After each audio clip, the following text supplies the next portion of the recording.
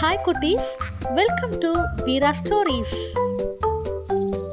ஒரு நாள் பண்டு ரொம்ப கோவத்துல இருந்துச்சு. அப்போ தூரத்துல சிக்குவும் பிக்குவும் சந்தோஷமா போயிட்டு இருந்தாங்க.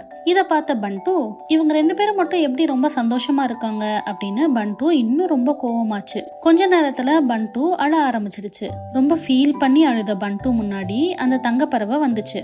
ஏன் பண்டு அழுகுற அப்படின்னு கேட்டுச்சு. உடனே பண்டு சொல்லுச்சு, நிறைய காரணம் இருக்கு, அதுல நீயும் ஒரு காரணம் தான் அப்படின்னு சொல்லுச்சு. உடனே தங்கப்பறவை, என்ன நான் என்ன பண்ணேன் அப்படின்னு கேட்டுச்சு.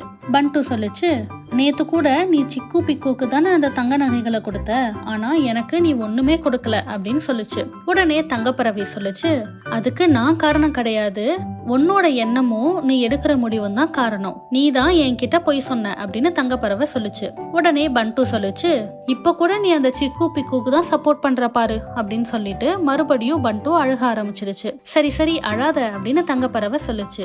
ஆனா பண்டு கேட்கவே இல்ல, அழுதுகிட்டே இருந்துச்சு. உடனே தங்கப்பறவை நினைச்சிச்சு, இப்ப என்ன பண்றது, பண்டுக்கு எப்படியாவது புரிய வைக்கணுமே அப்படின்னு யோசிச்சுச்சு.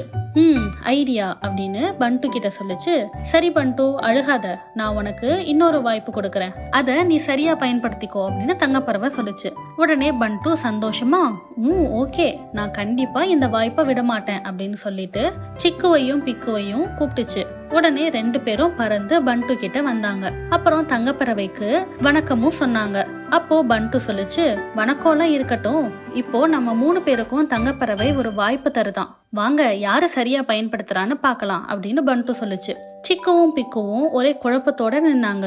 அப்போ தங்கப்பறவை சொல்லுச்சு, இப்போ உங்க 3 பேருக்கும் ஒரு வாய்ப்பு, அத 3 பேரும் நல்லா யோசிச்சு பண்ணணும் அப்படின்னு சொல்லுச்சு.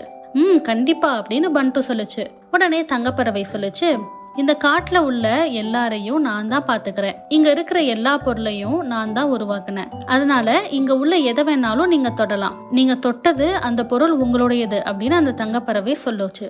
உடனே சிக்கு, வாவ், இந்த வாய்ப்பை பயன்படுத்தி நிறைய பேருக்கு ஹெல்ப் பண்ணலாம் போலயே அப்படின்னு எதை தொடலாம்னு யோசிக்கும். அப்போ பண்டு சொல்லுச்சு, சிக்கு யோசிச்சுட்டே இருக்கட்டும், நம்ம போய் அவனுக்கு கொடுத்த தங்க நகைகளை தொடலாம் அப்படின்னு ஃபாஸ்டா போச்சு. பண்டு போறத பிக்கு பாத்துருவான். ஆனாலும் பிக்கு எதுவுமே சொல்லாம யோசிக்கும், நமக்கு என்ன தேவை அப்படின்னு. உடனே பிக்கு சிக்குவை தொடுவான்.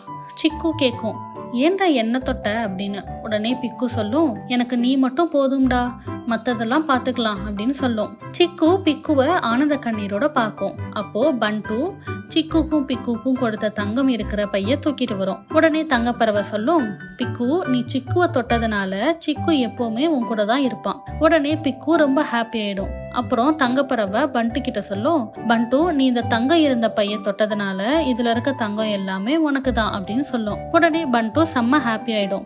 அப்புறம் சிக்கு, நீ எதை தொட போற அப்படின்னு தங்கப்பறவை கேட்கும். உடனே சிக்கு தங்கப்பறவையை தொடும். எல்லாரும் செம்ம ஷாக் ஆயிடுவாங்க. உடனே பிக்கு சொல்லும், ஹே சிக்கு, நீ வேற லெவல், உனக்கு மூளையே மூளை அப்படின்னு சொல்லும். அப்போ தங்கப்பறவை சொல்லும், சிக்கு, நீ என்ன தொட்டதுனால நான் உனக்கு தான், இனிமேல் நீ என்ன சொன்னாலும் நான் பண்ணுவேன், எனக்கு சொந்தமானது எல்லாம் இனி உனக்கும் சொந்தம் அப்படின்னு சொல்லுச்சு.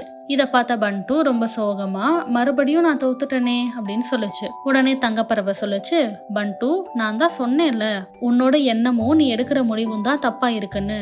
உடனே பண்டு பறந்து போயிடுச்சு.